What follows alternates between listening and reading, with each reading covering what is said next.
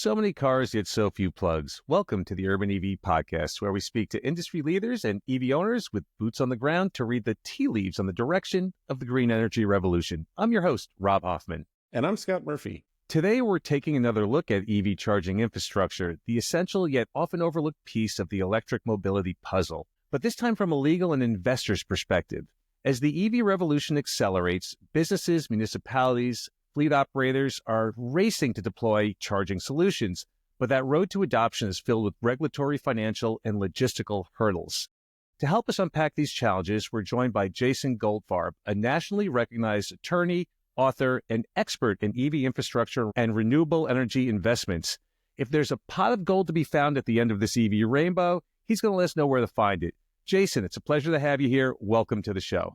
Hi, guys. Thank you. Thank you very much for having me on. So, Jason, you've got a long history of site acquisition on your resume. Can you share with us your journey from that world into the EV and mobility space that you occupy today?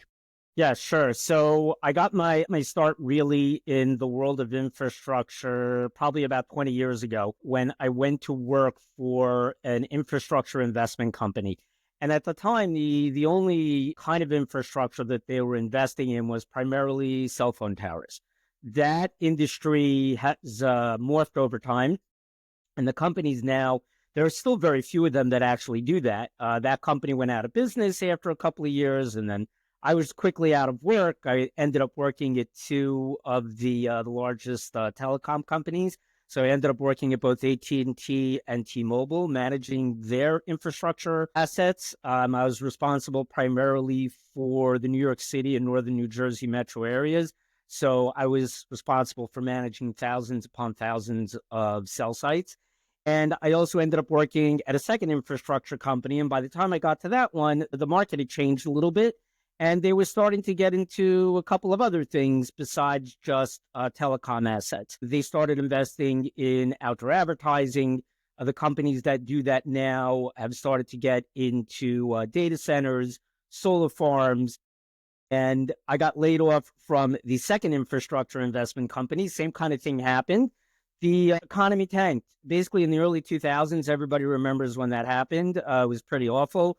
Companies started laying people off. Their deal volume kind of went like off the cliff. And so I found myself in a similar position again with the second infrastructure company. And that's right around when interest rates in the United States started going through the roof. And similar, you can basically fill in the blanks of what happened there.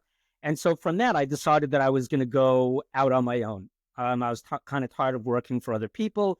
And I decided, you know what, I'd rather be in charge of my own show. And so I started doing that. And in terms of the client base that I've dealt with clients that are selling or buying infrastructure assets like telecom assets, or they're being asked by the cell phone companies to put, a wireless installation on their property, or they're interested in selling off a billboard, or they've got a solar farm going, or a data center, or anything like that. And what started to happen since I want to say the biggest chunk of my work was really in the telecom space, but that industry really, really matured to the point where it plateaued years ago. Yeah. Yeah. And I got kind of like stuck up in it where nobody was really doing very much of anything anymore. And that happened for a combination of reasons. One, because it started to get really more and more expensive for the companies to build out their cell towers and their cell site infrastructure. It became very expensive. Their leasing over time, over the past 20 plus years, started to improve. So they would bake in rights in their lease to give them the ability to upgrade their equipment, essentially without having to get permission from anybody to do it. It's a little more subtle than that, but that's the easy way for people to understand it. And so there was less need for, additional amendments and additional work. And it's like all that started to slow down. And I realized that, that was a point in time where I had to adjust my practice a little bit and see where there was a way to go. And I've always been into cars. You can see from the Art Deco posters behind me over there. I've literally been into cars since I came out of the womb. Like, I still have my Matchbox cars that I played with as a kid. I don't play with them anymore, but I do have them. My mom threw mine out, so your mom lucky threw you. yours out. Yeah, yeah. Did you ever go to the Baseball Hall of Fame up in Cooperstown? I have not been there. Okay, so I'm going to tell you I've been, something I've really been. funny. It's going to make you laugh. You've been there. Okay. Yeah, yeah. There was a store there on the street, okay, where they sell all kinds of like baseball memorabilia. And the sign on the door says, "We have all the cards your mom threw out." Yeah, of Okay. course. Yeah, yeah. So that it's that kind of thing. I like She threw out my baseball cards also for the record. Yeah. for the record. Okay. Probably in the same box. Probably in that same box. So I've always been into that. And I started to see, at least from a business and a legal perspective, a lot of the same problems in the world of EV infrastructure that I had seen when I first got into the telecom industry about 20 years ago. And that's really what pushed me into this. And at the beginning, the deployment of EV infrastructure here in the United States, it was a nightmare. It was an absolute nightmare for a whole bunch of reasons. And, just like on a high level, part of it was because there was a land grab.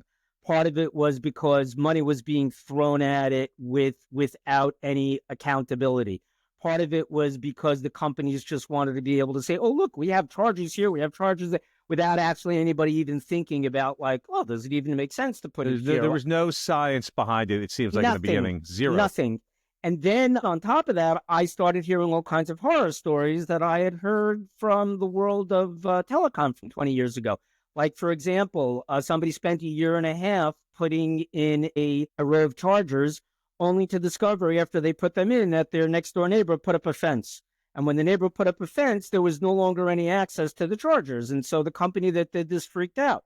Like, how can these people do this? Well, of course they can do it because this is your property, that's their property, and you're landlocked, and they can do whatever they want. So they didn't go through the trouble to get an easement from the neighbor. You should have thought about this easement way before you plunked all this money down. They didn't do a survey. Like, if you had done a survey and you had done a title report, you would have discovered that you were landlocked. You would have realized that this was not the ideal location. You would have known that you could have gone to them to possibly negotiate an easement to put it there. Or if none of those things happened, or if they said, "Oh, I want $1 million for the right to cross my property," you know what you say to them? Goodbye. You go across the street where you can do it. Okay, so I started to see stuff like that. And I just started to just sit like I was railing on this. It's like, people, like, you're trying to make this work. You want to make this seamless. You want to make it easy for everybody. You're going about this completely wrong. And at the same time, I had clients coming to me because they were either thinking about putting this infrastructure in on their property, or they were being approached by companies who said, "Hey, can we use your office building? Can we use your parking lot?" And like, nobody understood what they were looking at. And I saw that as an opportunity. And I said, okay, nobody else seems to be doing this. I'm going to do this. And that's how I got into it. I mean, it seems like such a natural segue, right? I mean, telecom to this, it's almost the same thing. And eventually, someday, this industry will mature as well, right? We will plateau someday. Yeah. I think it's a long ways away. We may all be retired by then, but it's going to happen eventually. Yeah, but in the meantime, it provides plenty of opportunity for us to do stuff. There's lots of work. And, the thing that I always say to people is like, if you think about, I don't want people to take this the wrong way. I don't think an electric vehicle is a cell phone with wheels. I could actually make a counter argument to that, but that's okay. I digress. By the way, there are some parts of it where you really do feel it, because I've been in plenty of EVs and they do some pretty cool things that your phones do. This is like for another day, but yeah, Tesla understood this. Elon Musk understood this years ago, that we're a technology company. We're not a car company. And it's all about that screen. Forget the buttons, forget everything else. And your opinion on that. We're all doing this through here. Does that seem familiar? Yes, it's does. A very similar experience. Okay. So I'm so glad that you brought that up. Okay. Because that's another thing that I have used the Tesla example so many times. Okay. But I want to come back to that. So the example that I was thinking of, if you think about the way that your cell phone worked 20-something years ago, right? And the way that it works now, what a world of difference. Because back when you first got them, nobody was on like little digital screens. You weren't on iPhones, you weren't on Androids. It was difficult to switch from one network to the next. If you were on AT&T, T-Mobile wouldn't pick up your calls. If you paid one network, they wouldn't switch you to anybody else. You couldn't take your phone number. You couldn't. There was no you portability. Couldn't port your number. There was no portability. You can go from one network to the next. So now, if you think about it, what's starting to happen? And by the way, we're seeing it happen. You're getting to the point where there's now a standard, at least in terms of charging. For the most part, it's mostly NACS, not exactly, but mostly. Okay, There's a push for software standards. There's a push to try and make it seamless and easy. There's a push so that way you can take your car and charge it up and at anybody's charger. It's not so simple. I know they're okay. Yeah. I get it. But like that's the way it's all starting to go. And right now, your cell phone works anywhere. It works anywhere in the world. You can roam onto anybody else's network. You pay one fee to one cell phone company, and that's it. And you can take your number with you, and you can go on the AT&T network, and you go on the T-Mobile network, and you go on this one, you go on that one. There are all these MVNOs out there. I know I'm getting a little geeky in terms of that, but that's basically a company that leases time and data from all the different networks, so you can go on anybody, and it can be done. So with EVs, you're getting there. The beautiful thing with Tesla, and I've used this as an example all the time, and I'm so glad that you brought it up. In my humble opinion, they do what they do better than anybody else. And the reason why they do it better than anybody else does is because they've taken a playbook from the wireless telecom industry. This is sort of a rhetorical question. If you know the answer to this, I'll be really impressed. But how does, I don't know, pick a cell phone company, how does T-Mobile decide where to put a tower? How do they make that decision? I mean, I'm sure that it's based on data. They see how many people are in a certain area and how frequent is the phone use already on their competitors' carriers. This seems like a good location. Go fishing where the fishes are. Yeah, right. Exactly. I imagine that's how it's done. That's how they're doing it. So the way that they do it, when they decide that they're going to put a tower down somewhere, or they're going to put a new installation on somebody's rooftop, they literally look at their coverage map. Where are their customers? Where are all the other customers? How much data is going through the existing towers that we have in the vicinity? Do we have a hole? Are we running out of data? Do we need to plug that gap, literally? And then what they will then do is they will create something called a search ring and say, here's where we know we need to put a tower. They will send a team out. They'll start speaking to all the people who own the property in the vicinity. They start knocking on the doors. And they'll start knocking on doors and negotiating contracts. And the one who gives them the least amount of trouble with the contract and is willing to accept the least amount of money for the least amount of time and difficulty in building and construction wins. I want you to take everything I just told you about the telecom industry and now insert Tesla. That's how they do it. That is literally how they do it. There was a time, I remember years ago, remember gateway computers? They were like a big deal there. This is before Apple's dominance. And what their strategy was, we're going to build out these stores to showcase our wares in cheap strip malls. We're going to find areas all across the country. So when you look at the map, it looks like we've got everything covered. But we're in all these down market places that people who buy computers aren't really frequenting. And Apple went the opposite way, said, we're going to do these showcase stores and put them right in the middle where the rent is the highest and kind of elevate our brand and elevate our visibility. That worked like a charming. Gateway is gone now. Right. So you've got to do this. I mean, the analogies here from telecom to EVs is almost perfect, right? It's almost perfect. Right. And so for me, that was another thing. It's like this, like I've been living this for 20 plus years. So for me to get into this, it was kind of a natural thing. It combines the stuff that I love. It combines, the business that I'm familiar with. And it's a lot of similar and a lot of the same works. So I have a client now that's a CPO. They're looking to, deploy chargers all over the place. And this one particular client that I had that did this was like a startup of like a real startup. You're talking like young guys like straight out of college. And I was trying to explain to them, when you're putting your stuff in at this first shopping center where you're going, we really need to work with a title company and we need to order a title report. And their first question was, well, how expensive is that? I said, it's going to cost you money, but you're thinking about this the wrong way. You can't afford it.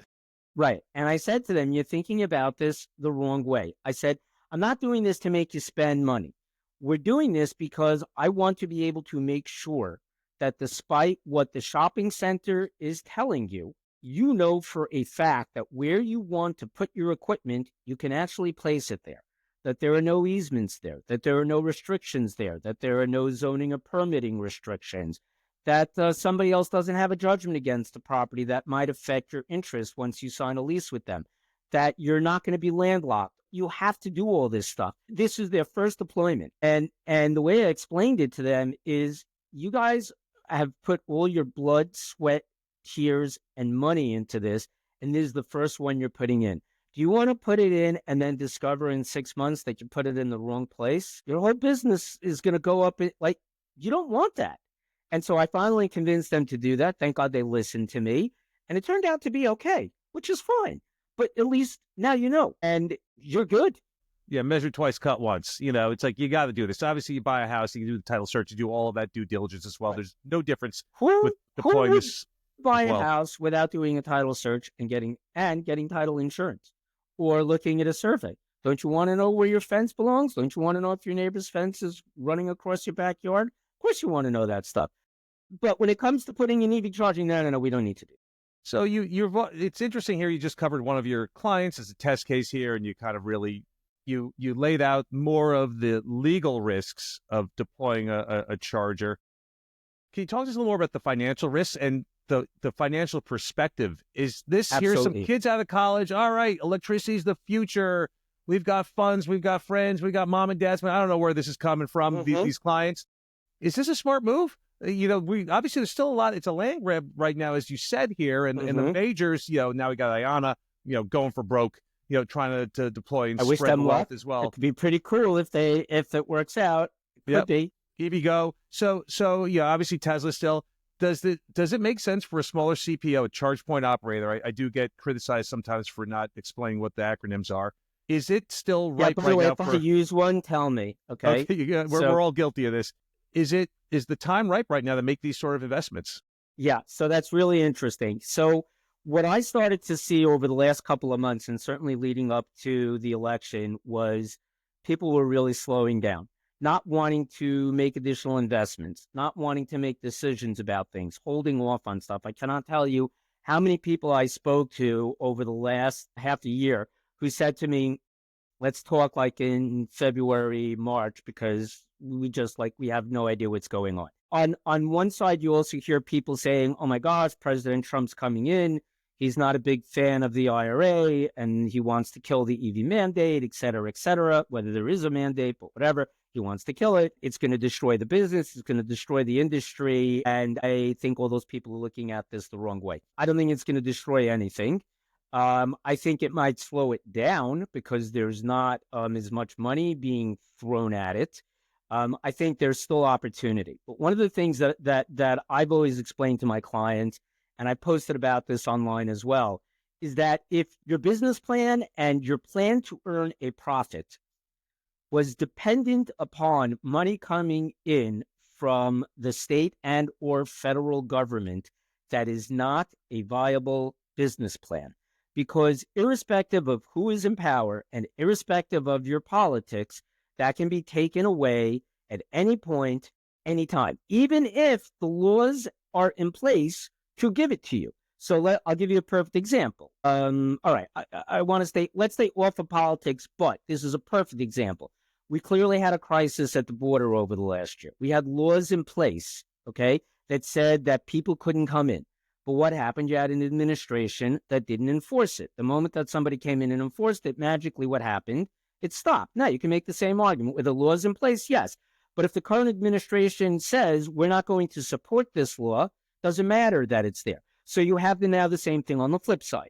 There's all this money that's been put in, to give people money for EV infrastructure, but the administration is either not going to support it or they may figure out a way to get rid of it. You still have to figure out a way to run your business independent of that.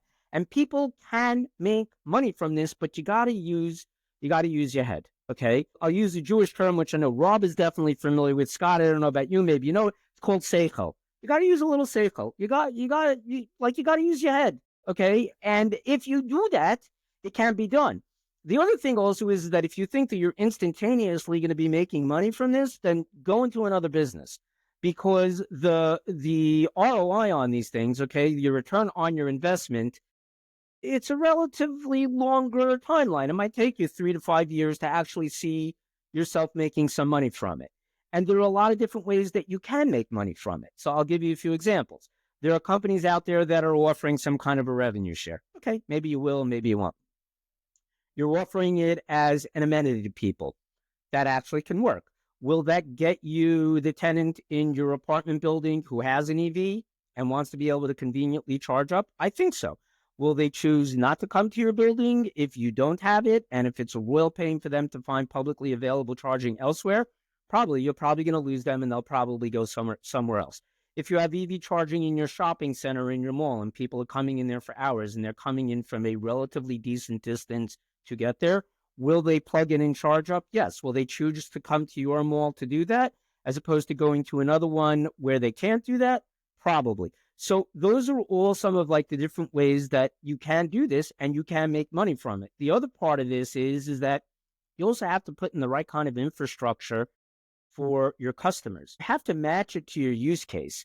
No two properties anywhere, I don't care what you tell me, are exactly the same. You may have two shopping centers, one on either side of the street. Those are for sure going to be two completely different business plans. How is that possible? What if the one across the street is in a different state, a different county, with different rules, and it takes a different amount of time to get the equipment in? What if on one side of the street there's a barrier and the other side there is none? Do you go all out and put in level 3 charging? I don't know. It's the most expensive. It takes the most amount of power. You need to be the closest to the grid. And does everybody coming to your mall drive, I don't know, a Porsche Taycan that can take advantage of it? Probably not. So do you really need to spend $100,000 on a charge? I don't think so. Can you get away with a level 2? Probably. Will you make more money with that? You might. If you're on a highway, does a level 1 make sense? No, that'd be insanity. Does a level 2 make sense? Maybe. I don't know. Maybe if you have a good rest stop, maybe. Okay, but you probably want a level 3 if you're on a major mobility corridor because people are going long distances and they're taking long trips and they want to be able to charge them quickly. Like, you got to use your head. You can't just like plop it down and just assume you're going to be earning a profit.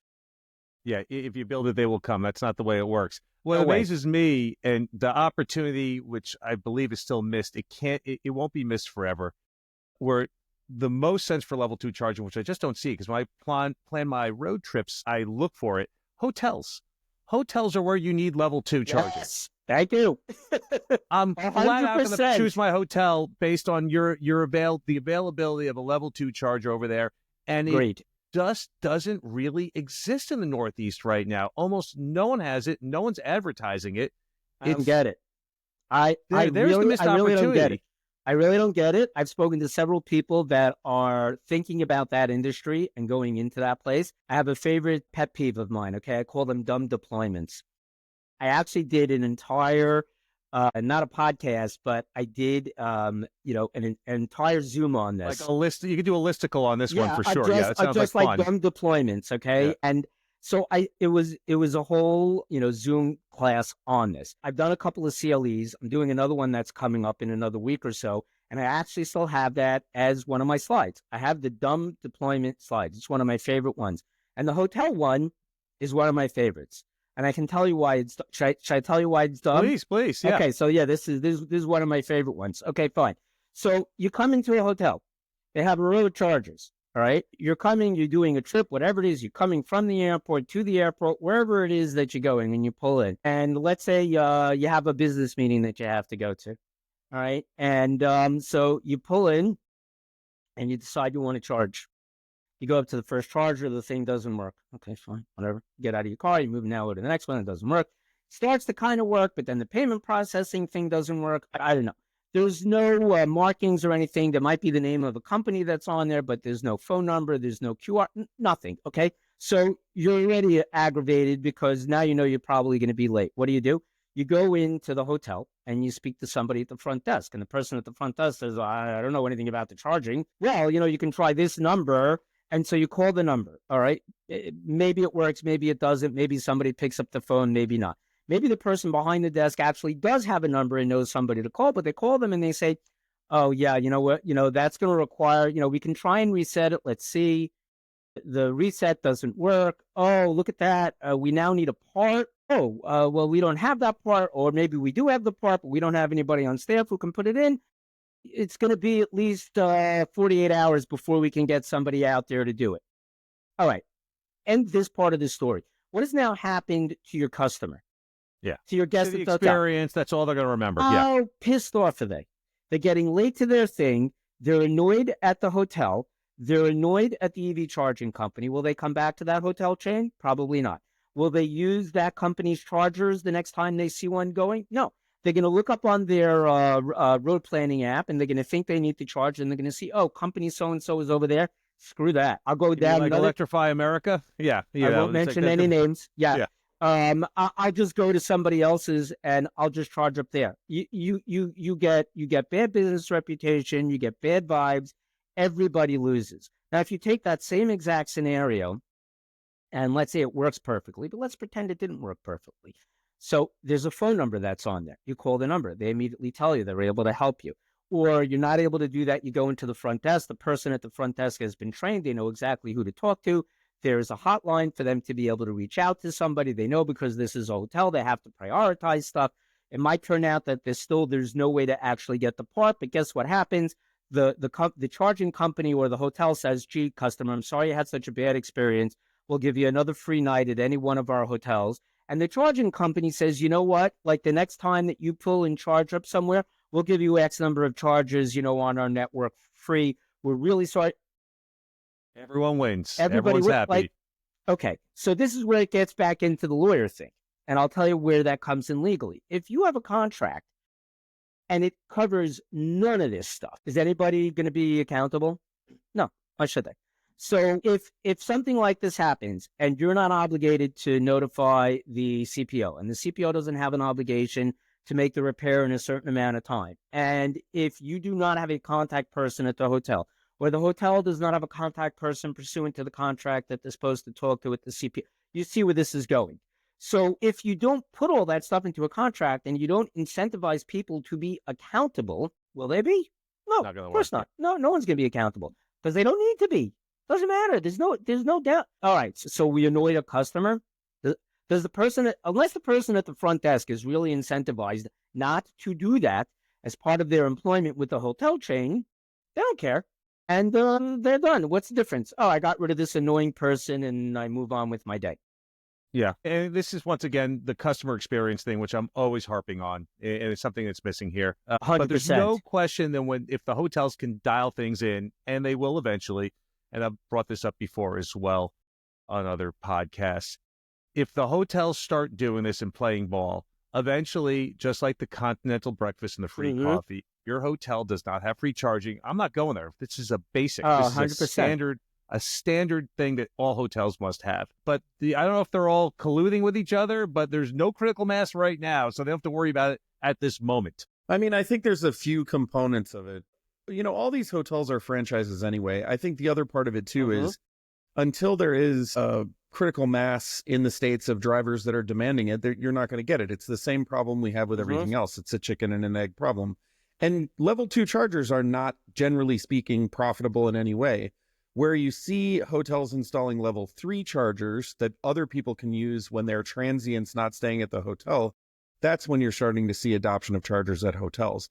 I mean, it doesn't help you if you're staying overnight so much, but it's there for you to use when you get going in the morning. I mean, again, there's so many factors involved in this. A lot of hotels don't have 240-volt power in some cases. Exactly. So, in order to get level 2 charging, you need 240-volt power. And then on top of it, Jason, as you pointed out, the maintenance on these things is a total, absolute nightmare. If something breaks, you have to get somebody out to fix it. And as Rob and I have learned on many podcast episodes so far, there's so few people that know how to fix these things because in some cases they have 2 or 3 computers in them each. So yeah, I mean, I think this is a huge hurdle for these hotel operators who have never had to deal with anything like this before. You don't see a gas station in a hotel parking lot either. Right. And I think also the less complicated that you make the actual charging itself, the better it is. So this is another thing, it brings us back to Tesla again. It's stupid simple and seamless. You pull up, everything works. You go on your way. There's no fancy, you're not dealing with a fancy screen, and you're not dealing with, a separate connection and a separate payment processing and a separate lot. There's nothing. You pull up, you plug in, you get your bill, and that's it. You move on, you go on your way. Not only that, it tells you where to go. It tells you how many of the stations are available, how much time is there, where it's busy, where it's not busy. They just make it so that it's so easy that there's just nothing to complain about. But as soon as you get one of these fancy things with the screens and everything else, and you have, every time you do this, you have to log into a separate app or a payment system. No, this is part of the friction, and it's an overall issue with the whole industry, and not just hotels. That there are so many steps, so many places where things can break. Tesla just does it better. There is some plug-in pay standard that we've discussed on another podcast as well. It's been around forever, and but not everybody's using it. But like, not everybody's using it. I'll give you one other example also, because this also comes back from a legal thing. But I had somebody also reach out to me because they were upset because the screen on an EV charger in their shopping center was advertising a competitor to their anchor tenant. Okay. And so they said to me, what can I do? So my first question was, can I see the agreement that you signed with the charge point operator? They sent me a copy of it. I said, you can do nothing. I mean, you can call them and you can complain, but it's silent. It's silent on who controls the advertising. There's nothing you can do. That's now, that. If you had thought about this and maybe had gone to somebody like me before you did it, I would have hopefully picked up on the fact, oh, you're a major mall, you've got 15 tenants, your anchor tenant is a major supermarket chain. I think we should put something in here that says that they can advertise anybody that they want, except any, direct competitors of any of the tenants there. And you, as the landlord, you get to, have some, discretion to approve, who's going on the screen. They were furious about this. I said to them, I'm sorry, there's nothing you can do because you didn't put it into, you didn't think that was going to be something you needed to deal with. And while we're on this subject, could you just do a little deeper dive now into permitting, compliance, legal roadblocks, all the other issues that someone who's trying to deploy infrastructure may come across? Okay, I'll give you like a high level of this, because when it comes to this in particular, it is super hyper local in the sense that literally every place you go will be different, because you have some communities and counties and cities that are very open to this.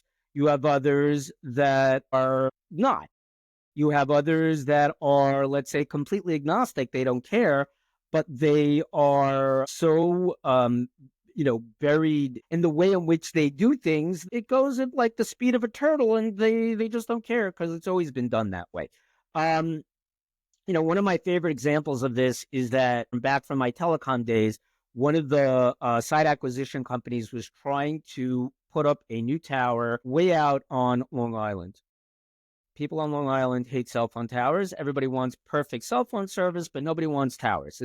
It's your typical NIMBY, not in my backyard thing. And so this particular location, every site acquisition manager and real estate manager have been dealing with this. My predecessors have been dealing with this. I was sure that if I would ever end up leaving AT&T, which eventually I did, that the person who followed me in that role would probably still also be dealing with it. I know that the person following me didn't deal with it, because here's what happened. After spending years and years and years trying to get approval for this particular tower, the town came up with a new requirement. They wanted new landscaping to be done around the tower compound. And when they explained what they wanted in terms of the landscaping, it was going to add $150,000 to the budget to build this tower. This particular tower had already taken years and years and years to build. It was already way over time. It was already significantly over budget because of all the trouble they had been getting from the town. And when they said, well, on top of that, the cherry on top is going to be another 150 grand for landscaping, which, oh, by the way, you are going to be responsible for keeping it up, et cetera, et cetera. And if you don't, there'll be significant penalties if any of the flowers die. That basically ended it. So that's my favorite story about zoning and permitting. It's a little extreme, but it's something for sure that you got to deal with, because everywhere is going to be different. You need to team up with somebody that knows the local city or town or county, that is familiar with being in front of the zoning board, that knows the town planners, that knows the attorneys, that knows the people, at the county register's office when they go in to file their documents. You really have to have somebody like that, because if you have somebody from the outside who's trying to come in, most of these places, they'll run rings around you. There are also the crazy stories. Somebody had told me about somewhere in Pennsylvania. I forget exactly where this was, but in order to get approval in one particular location, there were 12 different agencies within the state and the city and the county that you had to get a variety of approvals from in order to put your infrastructure in this place. Now, the CPO that came in actually did some due diligence, and they discovered this is a great location. There's plenty of people around here with EVs. Not everybody lives in a house. It's in a good mobility corridor. It's like near the grid. There'll be sufficient power. Like, it ticked off all those boxes. But when it came time to actually getting the permitting and the zoning done, and they had to go through a dozen different agencies, this was no longer a viable project. And this goes to show, Jason, this is a perfect example. As someone who does look at the data, and you've once again checked off all the boxes, it all makes sense. We've done our studies. This is the spot on the map we want to do this. Why aren't there any chargers here? Well, now you know. Now you know why. That last hurdle, which is a big one. Now, by the way, it could be the complete reverse. It could be the complete reverse, by the way, Scott, right? Be the total reverse. It could be you're dealing with a county. They're all into it, no problem. They get your permits. It's done, quick, this, that. This location. Who needs it? Everybody that lives here has a house. They don't need a charger over here at the corner. It makes no sense. And it doesn't. For certain communities, it really doesn't. When everyone's charging at home, why do I need to charge when I go to town? I live in a suburban neighborhood. I used to live in Brooklyn, so I'm familiar, but I live in a suburban neighborhood. Almost everybody lives in a house. There are a couple of apartment buildings around where I live, but almost everybody lives in a house. There's almost no publicly available charging on the streets here anywhere. In fact, I've seen none of it. Several neighborhoods over, in one of the shopping centers, there's a row of Tesla superchargers. It makes sense. It's on a major roadway. People are coming in from different counties and cities. You're passing by, et cetera, et cetera. It's off the Sunrise Highway. I know you're familiar with it. So, it makes sense. I don't know, a couple of miles in where I live, it'd be the stupidest thing in the world. But by the way, it makes sense to have a gas station 4 blocks from my house. That makes sense. But a charging station? Because you can't gas up at home, right? That's exactly right. That's one of the magic abilities of EVs is to do that, is to pull out of your driveway with a full tank of electrons every morning, which is amazing. It's changing the whole model. But yeah, we have to look at things differently. Scott, I know you wanted to say something. No, I mean, I just think what's so interesting listening to you talk about this and then coming with a little bit of a European perspective is that a lot of these countries and the communities within the different European countries have set up these regulatory sandboxing situations so that charge point operators in Europe can come in, and as long as they're, engaged in the public good, they're allowed to bypass a lot of these regulatory overhead challenges that we have in the US. And I think, the other thing that if you look at adoption rates in Europe in terms of charging infrastructure, it's everyone is trying to make it happen. And it seems like from the perspective of the states, it's like, how many walls can we put up along the way to make it more difficult as we go to install these different types of charging infrastructure? And so we were speaking to a guest a couple of weeks ago. It's like the United States almost needs to, and probably won't in the current administration, take a page from the book of Europe and how charging infrastructure has been implemented here, because even down to how you pay, you can use your payment card for many different charge point operators within a network of other operators. So even that makes it even more simple. I think the biggest thing that we have going against us in the States is there's so many walls being put up to the adoption of electric vehicles. And I think, Rob, we know that this has everything to do with the oil companies and lobbying and things like that. Do we think, and Jason, super curious to hear what you think about this, do we think that this is just a bump in the road? And I think we ask this of all of our guests, or do we think that this is going to be a trend for at least the next 4 years? I think it's a bump. And the reason why I think it's a bump is because let's leave, if we completely take politics out of it, anytime you want to do a large scale project, right, that involves zoning, permitting, putting something in, it takes time. There's a lot of hurdles that you have to go through. There's tons of approvals. There's documents that you would have to submit. that process takes forever. You might have bureaucrats that have been in the job forever and they just don't care because they're not incentivized, to process your stuff quickly or efficient. Like, it just doesn't matter. Like, that stuff, I think we're so entrenched with it here, and I think that is mostly what you've had happening. I don't think that people are turning around, especially on a local level, and specifically saying, I hate the politics of this, I'm just not going to approve. I don't think that that's actually happening.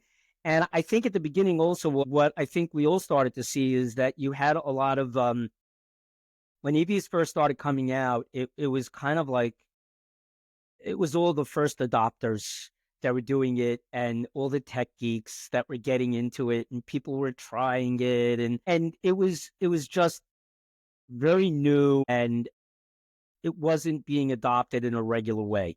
At this point, they're normal. They're everywhere, especially where I live. There's probably as many of these on the street as there are gasoline cars. Everybody's driving them. It's become normal. They're now, I think, 10% of all the cars in the United States. It's kind of like stayed flat over the last year or two, something like that. It's around. There's been a big bump recently. Yeah, in adoption. There was a big bump. It was around it shot up to like 1.5 million.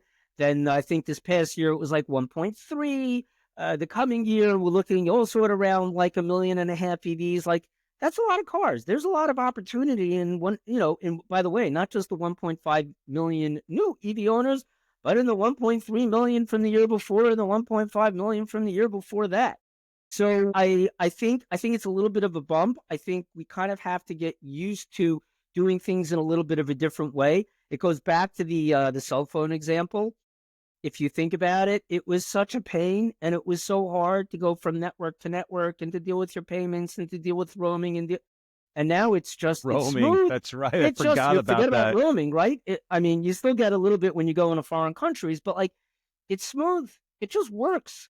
So yeah, is there going to be a little bit of pushback? I think on the federal level, sure. Are they going to not cooperate so much, with handing out money from NEVI and the IRA? Yeah, I would say absolutely.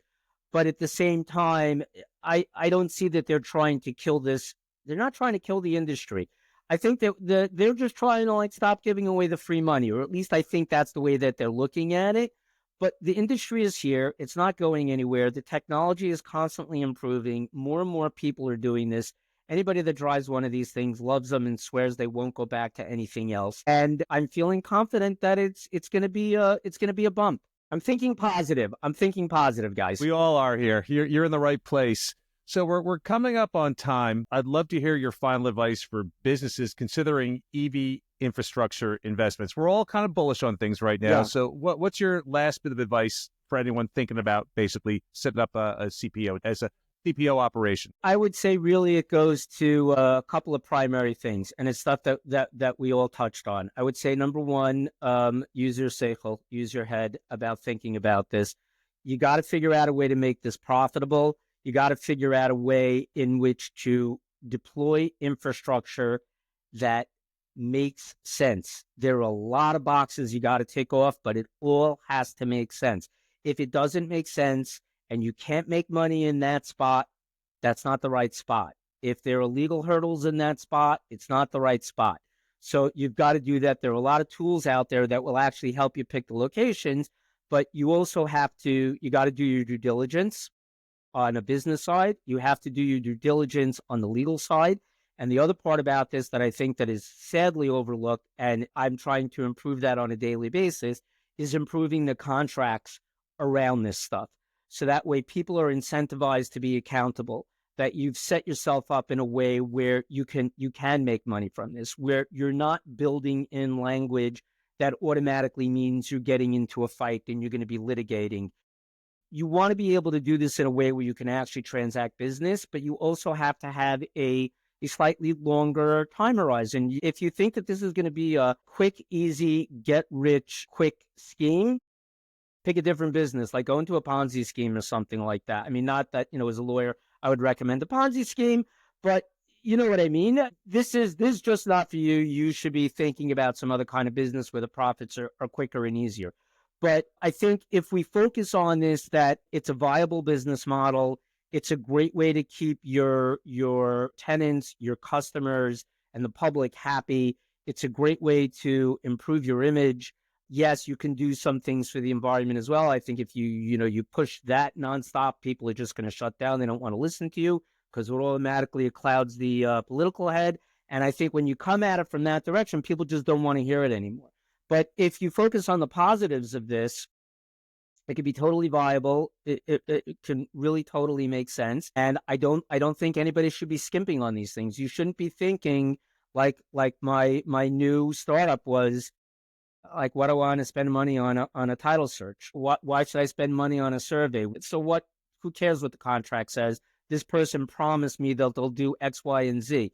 Oh, this company has a great reputation for maintenance. Great. Put that in writing. What are they going to do to make sure that you have to do all that stuff? If you don't put it all together properly, it's going to kind of like taking a puzzle and throwing all the pieces up together and hoping you're going to get like a beautiful image out of it. But if you don't put all the pieces together in the right spot, you're not getting a pretty picture. Yeah, I mean, it sounds like this advice is probably for all legal endeavors. It's CYA, cover your ass. 100%. And it's all the more so needed in this neck of the woods. Mm-hmm. Jason, you've got a lot of stuff going on right now. I believe you've got you're going to be speaking at the EV Charging Summit. You've got a CLE class coming up. Why don't you share with the viewers at home how they can reach you and tell us more about the events that you have upcoming right now that are in the near future? So I would say the two easiest ways to get a hold of me. One, I'm extremely active on LinkedIn. As Rob and I know, that's how we originally connected and met up. It's true. So if you look me up there, but look me up under Jason R. Goldfarb, you got to use my middle initial. There are other Jason Goldfarbs on there, but if you do Jason R., I believe I'm the only one. I'm definitely the only person the only Jason Goldfarb that does infrastructure, so that's a great way to find me. I also have my own website, so that's at the jgoldfarblawfirm.com. So it's actually my initials, J and then Goldfarb. Lawfirm.com. You can look me up there as well. And then I can be emailed as well. I'm Jason at jrgpllc.com. I'll give all that stuff to you, Rob, where you can put, I guess, that stuff in the show notes, because who's going to remember and write it down? And then the other two things I would say that in terms of the CLE that I'm doing, I posted about it on my LinkedIn profile. It's going to be done in conjunction with the Federal Bar Association and My Law CLE. They normally charge $195 to attend. It's 2 credits for those attorneys that are out there. I'm looking to get CLE credits. I'm like 99% sure you can get credits in any state. And if you reach out to me, or if you look at my posts on LinkedIn, I can give you a code where you can attend for free. It's going to be about 2 hours with about a 10-minute break in between. And I'm going to be starting off discussing the landscape of EV charging infrastructure and also battery storage. So a whole topic we didn't even get into, but that's also a related topic to all of this stuff. I'm talking mostly about the market, about this from a business and a financial perspective, from a federal and state perspective, and then we'll also start to get into some of the weeds on the legal stuff, contracts, liabilities, accountability, different types of use cases, and so on and so forth. And then and that's going to be on March 19th. And then last but not least, March 25th, again, I guess I'll give it to you so you can put it in the show notes, is the EV Charging Summit and Expo in Las Vegas. It's one of the largest EV charging events in the country. I've been to it before. It's a great event if you've never been there before. I'm going to be speaking on one of the panels there on Wednesday, and they're going to be covering EV fires and some of the risk with that.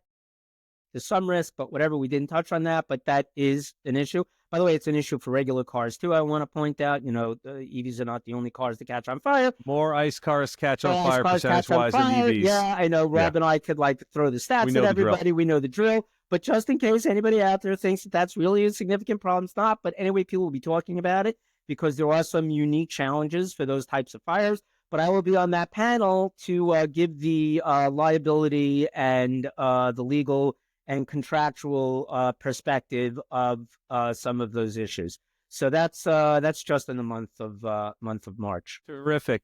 Jason, it was so much fun having you on the show here. You somehow made legal and investment terminology and topics fun. This was really engaging conversation. I really enjoyed it. Thank you so much for being on the show. A reminder for all the listeners at home to follow us on LinkedIn, like and subscribe to this podcast, and be sure to share with your friends and colleagues. Your review or feedback is always appreciated. Any subject you'd like us to cover, leave it in the comments below. We will see you all next week with a new episode of the Urban EV Podcast.